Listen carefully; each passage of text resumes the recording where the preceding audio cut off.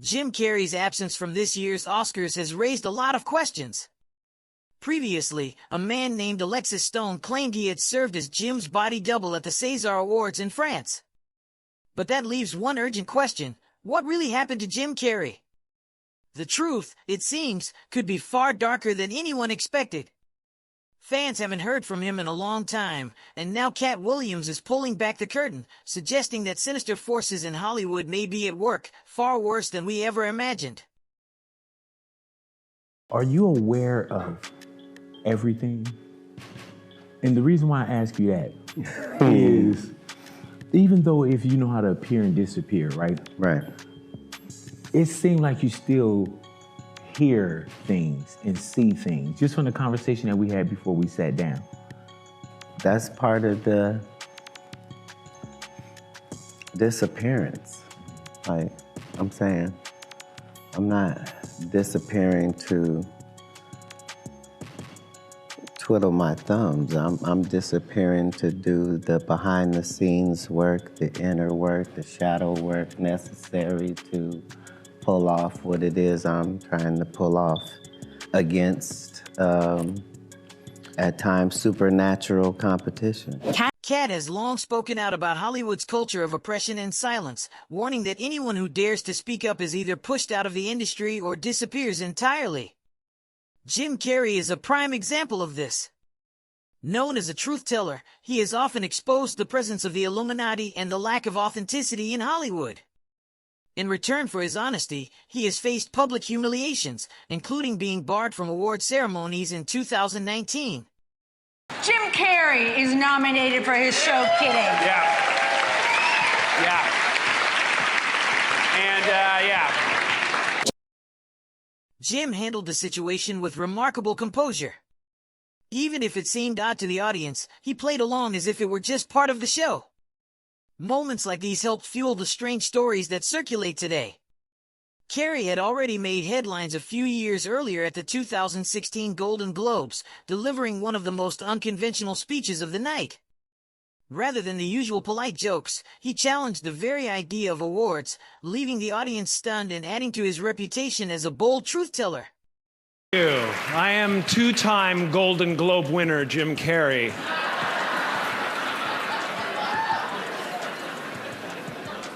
You know, when I go to sleep at night, I'm not just a guy going to sleep. I'm two-time Golden Globe winner Jim Carrey going to get some well-needed shut-eye. The audience laughed, including Denzel Washington, who couldn't hide his smile. But beneath the humor, Carrey was making a deeper point. He explained that awards feel monumental when you're inside Hollywood, but from a broader perspective, they're actually very small. He was questioning why they mattered and criticizing the culture of propping up puppets in the industry, something Hollywood doesn't always appreciate. That's why some fans take Cat Williams' warning seriously. When someone challenges the system too openly, why do they often disappear? After reaching Hollywood's heights, Carrey began speaking candidly about fame and its emptiness. In interviews, he suggested that identity itself might be an illusion, and the personalities seen on screen are just characters. Some think he experienced a profound spiritual awakening, influenced by teacher Eckhart Tolle, searching for meaning beyond fame. Others fear something more sinister. Carrey started openly mocking award shows, rejecting icons, and calling the whole system meaningless. This connects back to Cat Williams' warnings: when people in the industry speak too freely, the system quietly pushes them out. It has happened to many, including Corey Feldman, who spent his life trying to expose Hollywood abuse rings, only to be silenced and ostracized. Freeze. You're in shock. I mean, children aren't supposed to handle that sort of stuff. I can tell you that the #1 problem in Hollywood was and is and always will be. Nobody talks about it. It's the big secret. And it's widespread? Oh, yeah. I was surrounded by them. For years. Back in 2013, on The View, Corey Feldman insisted that the perpetrators are still out there. However, he refused to name names, citing California's statute of limitations. He also hinted at another reason for staying silent, one that echoes what we've heard about Harvey Weinstein and the power structures protecting Hollywood elites. You know, kids don't think I'm gonna go. First of all, for me, the person that was doing it to me the most, you know, well, I mean, I could say that the two people that did it to me were both close friends of mine, or so I thought. Elijah Wood, best known for playing Frodo Baggins in The Lord of the Rings, has also supported these claims. Curiously, he hasn't landed any major roles since. Why? In a recent interview with the Sunday Times, the former child star explained that this has been a real issue in Hollywood. He said, "There are a lot of vipers in this industry, people who only have their own interests in mind. What bums me out is that the victims can't speak as loudly as those in power. That's the tragedy. Trying to expose what's happening to innocent people can ruin their lives." The 35-year-old added, "If you're innocent, you have little knowledge of the world and a strong desire to succeed. People with parasitic interests will see you as prey." Both on the set of Lost Boys that, you know, things were happening to both of us, you know, not from anyone on the set, might I clear that up, but, you know, outside elements. How did people not know when these are two, or did they know and they just weren't doing anything about it? I mean, I know he told a lot of people. That's the thing that's so upsetting to me. It's not like it's just me that knows this story. Other people know. A lot of people know. Seen every time somebody tries to bring up a public name and they have a lot of money and power and a publicity machine behind them, the person who does the accusing is the one that ends up looking bad. All of this points to an interconnected system where the wealthy and powerful seem to believe they can do anything and silence anyone who stands in their way. Actress Rose McGowan once shocked many by describing the industry not just as controlling, but as a cult. According to McGowan, Hollywood isn't merely a place where movies are made, it's a system governed by unspoken rules that everyone somehow knows. When she entered the industry as a teenager, she quickly realized there were strict expectations about how she looked, acted, and spoke. Failing to follow them could close doors instantly. Many young actors are quietly taught these rules by agents, managers, and insiders. In her case, McGowan was warned that her appearance had to meet certain standards, or she might stop getting roles if powerful figures didn't find her appealing. And everyone passed these rules on to you. Female agents were big in my life, and they had definitely a hand in telling me the rules that I had to abide by, such as, you know, you have to have long hair so the men in Hollywood want to have sex with you. If they don't want to have sex with you, they're not going to cast you. As more people began questioning the system, one name kept coming up: Dave Chappelle. For years, Chappelle has been seen as one of comedy's bravest voices. Many fans still remember when he famously walked away from a massive deal with Comedy Central at the height of Chappelle's show. Reportedly offered around $50 million to continue, he chose to walk away. According to Cat Williams, Dave made this choice to protect his integrity and stay true to himself, rather than compromise for money or fame. Comedian, as we've been sitting here doing this interview, that you hold in very high regard is Dave Chappelle. Dave Chappelle walked away from $50 million. You said it was more. Tell the story. That's right. I'm going to let you tell it. No, you're the No, best. I want you to tell it. You really are the best. You've proven it here today. As much as I'm proving it, you proving it. You proving it. Yeah, that wasn't the thing. It wasn't, people say that. He lost $50 million. No, that's not even close to what happened to this dude. And until you understand what happened to the dude, you don't understand what happened. Like, no, not they offered him $50 million and he turned it down. Who gonna turn down $50 million? Now, I've had to turn down $50 million 4 times. 4 times. Just to protect my integrity and that virgin I was telling you about. Right. Because P. Diddy be wanting to party. And you gotta tell him no. You got to tell him no. That moment cemented Chappelle's status as a legend in the eyes of many. Some believed he had witnessed unsettling things behind the scenes in Hollywood, while others felt he simply refused to let the industry control him. He confronted one of Hollywood's alleged gatekeepers, Oprah Winfrey, and stuck firmly to his convictions in what has since become a very famous interview. I mean, I'm a conspiracy theorist to a degree. Like, when I connect dots that maybe shouldn't be connected, I don't know. But certain dots, like when I see that they put every black man in the movies in a dress at some point in their career, I'll be connecting them down like, wow, these brothers gotta wear a dress. This happened to me. I'm doing a movie with Martin. Yeah. The movie's going good. So I walk in the trailer, I'm like, man, this must be the wrong trailer because there's a dress in here. They come in. The writer comes in. I think he's the writer. He's like, Dave, listen, we got this hilarious scene where Martin's sneaking out of jail. So he disguises you as a prostitute. And he put this dress on, and what? No, I'm not doing that. I don't feel comfortable with that. That should have been in the discussion. What? You don't feel comfortable with it? I mean, it's a hilarious bit. All the greats have done it. So, well, if all the greats have done it, it's kind of hacky, right? You're right. So why don't we just not do it? Because I don't feel comfortable wearing a dress. Oh, come on, Dave, listen, we got it all set up. We're supposed to shoot. Every minute you waste costs this much money. You know, the pressure comes in. He said, I'm not wearing no dress, man. I'm funnier than a dress. Just give me something funny to say. I don't need to wear no dress to be funny. What am I, Milton Berle? You know, we're going like this.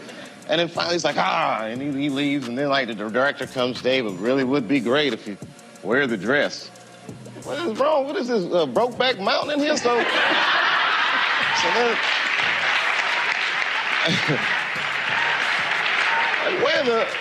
wear the dress. I don't want to wear the dress. I want to wear this dress. You know what I mean? This is, oh, gosh, this guy's so difficult. They leave. Now the producers comes, come on, David, would be so great. I mean, and then I started thinking about it. All the comics that I've seen, man, you know, strong brothers, why they be putting us in these dresses? But the minute it was clear, I was adamant, I'm not wearing a dress. I'm not wearing the dress. All right, fine. Think of something else. Guy comes back 10 minutes later, the whole new scene. Hot damn, how did you write the scene so fast?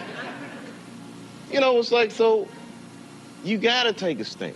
Either way, Chappelle's decision only fueled the idea that powerful forces operate behind Hollywood's curtain.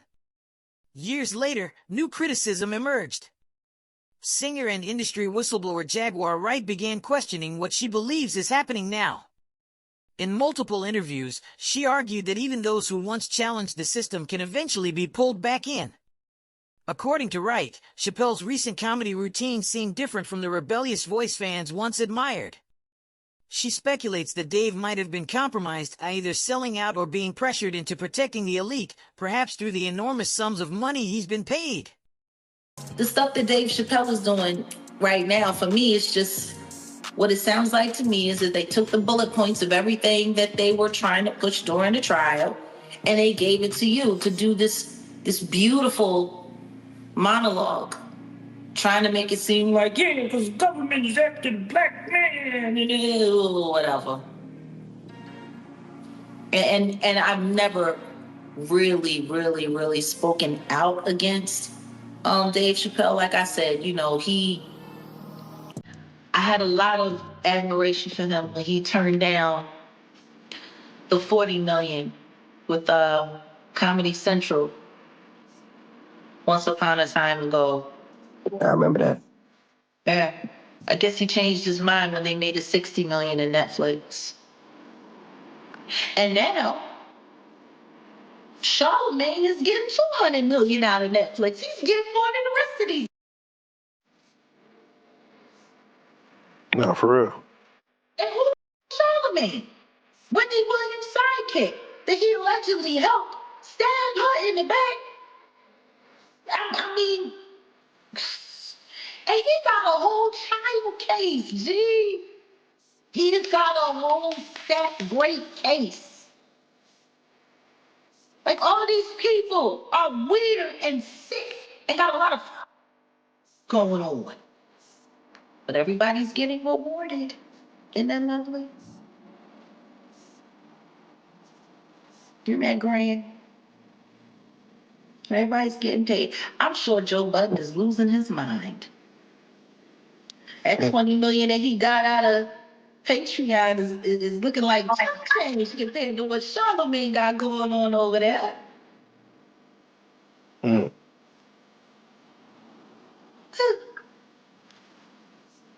You know, I don't know, maybe running around butt naked in the middle of the night, banging off doors.